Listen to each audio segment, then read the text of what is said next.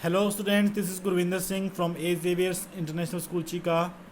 Today I am going to explain you business environment.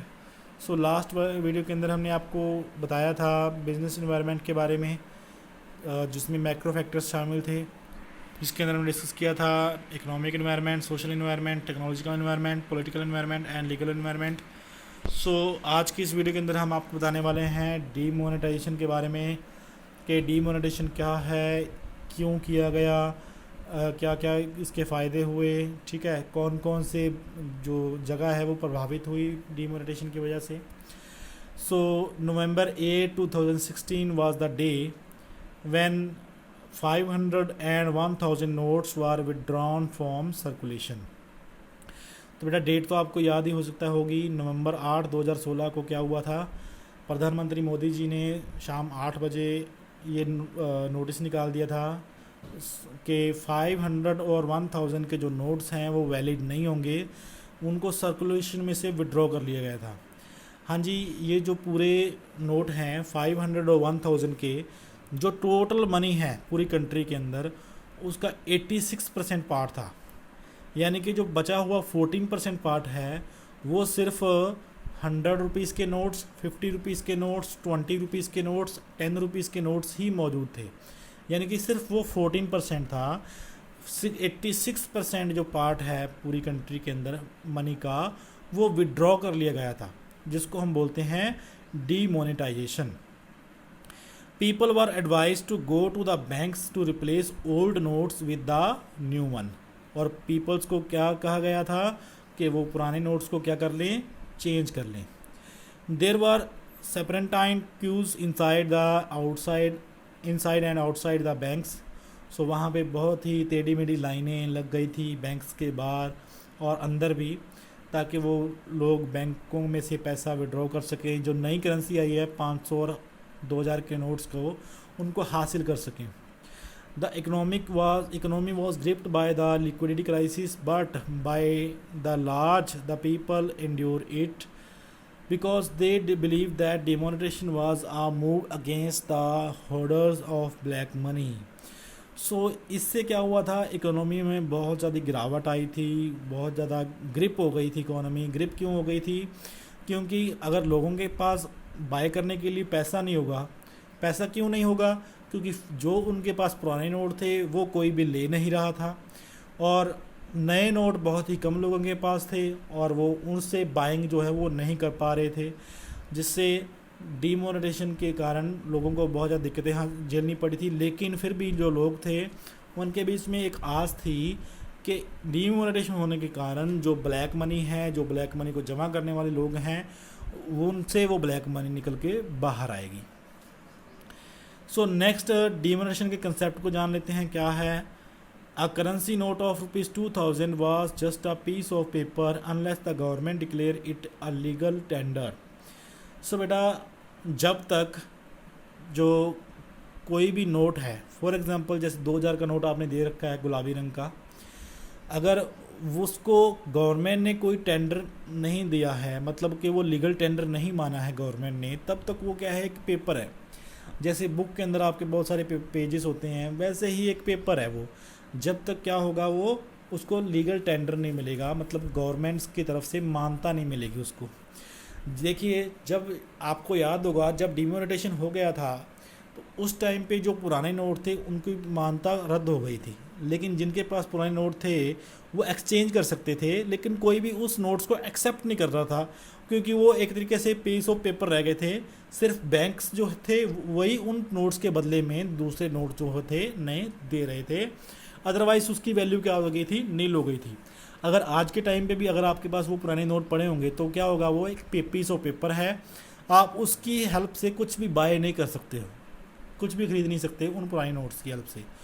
सो जब तक किसी भी पीस ऑफ पेपर को लीगल टेंडर की होता है अवेलेबिलिटी, तब तक उसकी जो वैधता है, वैलिडिटी है, वो रहती है।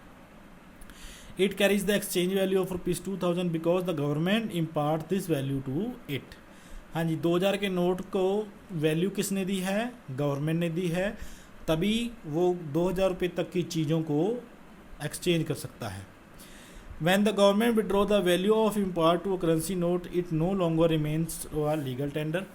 और जब गवर्नमेंट विड्रॉ कर लेती है किसी भी करेंसी नोट से उसका लीगल टेंडर, तो उस टाइम पे वो ज़्यादा टाइम के लिए वो लीगल टेंडर नहीं रहता और उसकी जो वैल्यू है वो गवर्नमेंट चूज़ लेती है. It is reduced to a piece of paper. Withdrawal of status of legal tender to the currency is in circulation is called demonetization.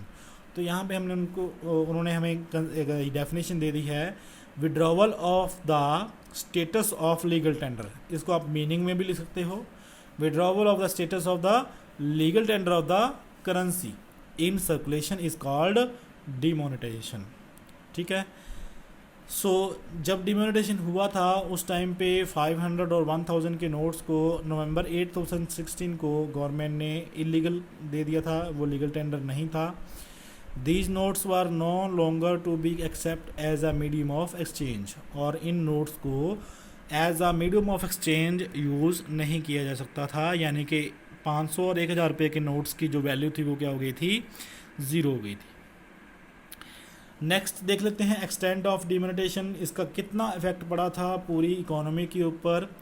सो नवंबर 8 2016 को जब डिमोनेटाइजेशन हुआ था तो 86.9% जो करेंसी थी वो इनवैलिड हो गई थी, मतलब कि उसका कोई फ़ायदा नहीं था लोगों के लिए, लोग उससे कोई भी चीज़ खरीद नहीं सकते थे. जबकि 13.1% जो करेंसी थी वो सिर्फ बची थी 100 रुपीज़ के नोट्स की, 50 रुपीज़ के नोट्स की, 20 या 10 रुपीज़ या उससे नीचे वाले जो नोट्स थे उनकी बची थी. तो बहुत ही कम करेंसी बच गई थी लोगों की बाइंग करने के लिए, और बहुत बड़ी मात्रा 86.9% जो मात्रा है पूरी मनी की वो गवर्नमेंट ने विड्रॉ कर ली थी उसकी जो लीगल टेंडर है. आगे बात कर लेते हैं इसके फीचर्स के बारे में, क्या क्या फीचर्स हैं. डिमोनेटाइजेशन के नंबर 1 पे आता है टैक्स एडमिनिस्ट्रेटिव मेजर्स.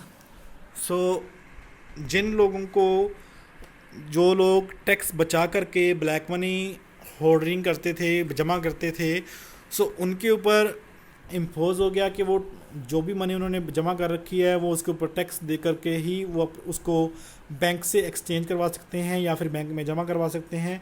सो इस तरीके से टैक्स एडमिनिस्ट्रेशन को टैक्स को मेज़र करना आसान हो गया था.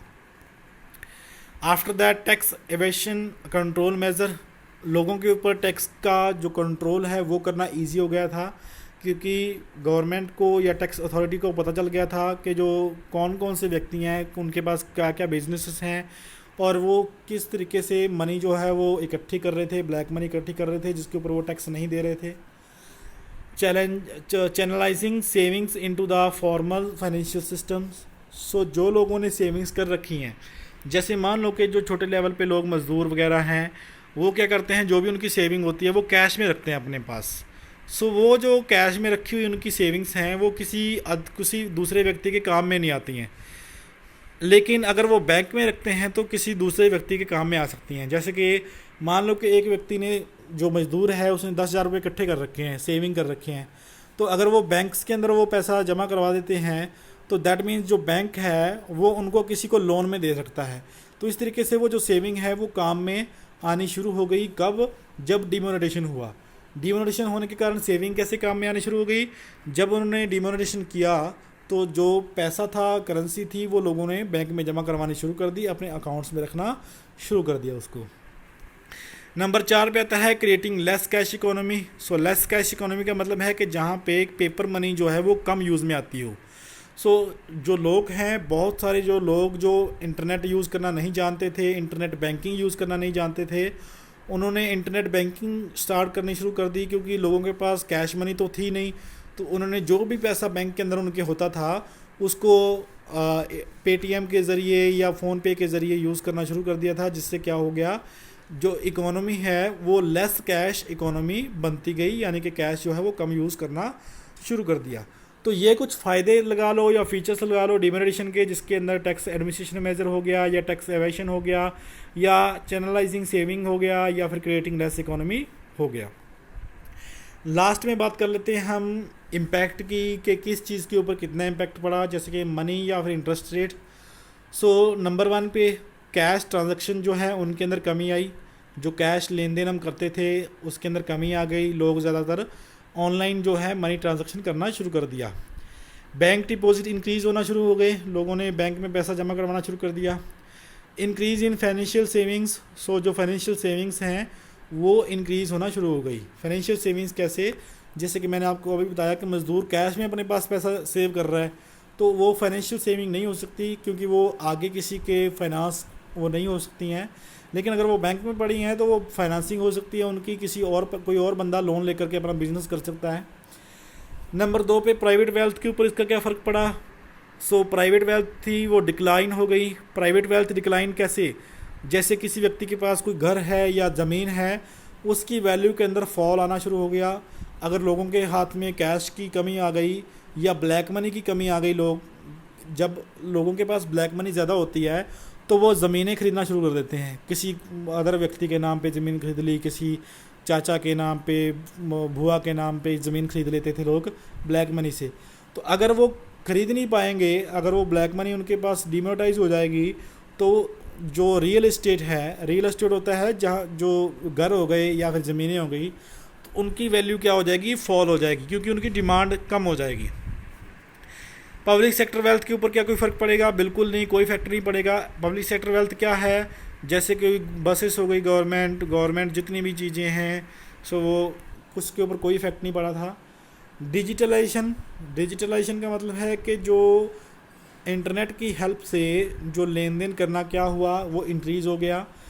सो जो कार्ड से पेमेंट करना वो इंक्रीज़ हो गया। नंबर 5 पे है रियल एस्टेट। रियल एस्टेट मैंने आपको पहले ही बता दिया कि रियल एस्टेट जैसे कि ज़मीनें हो गई या फिर घर हो गए, इनके प्राइसेस के अंदर डिक्लाइन आया, कमी आई। टैक्स कलेक्शन के अंदर कमी आई, टैक्स जो कलेक्शन है वो इंक्रीज़ हो गई, क्योंकि जो ब्लैक मनी है उसके ऊपर भी लोगों को टैक्स देना पड़ा जो उन्होंने जमा करके रखी हुई थी। सो ये तो था डिमोनेटाइजेशन का मीनिंग हमने इसके अंदर जाना, फीचर्स जाने और इसका इम्पैक्ट जाना कि क्या इम्पैक्ट पड़ा था। इसके बाद इसके जो इकोनॉमिक इन्वायरमेंट है, बिजनेस इन्वायरमेंट है, इसके अंदर हम जानेंगे कि इकोनॉमिक रिफॉर्म्स क्या होते हैं, ये कब आए, किस तरीके से आए। नेक्स्ट वीडियो के अंदर उसके बारे में हम डिस्कस करेंगे।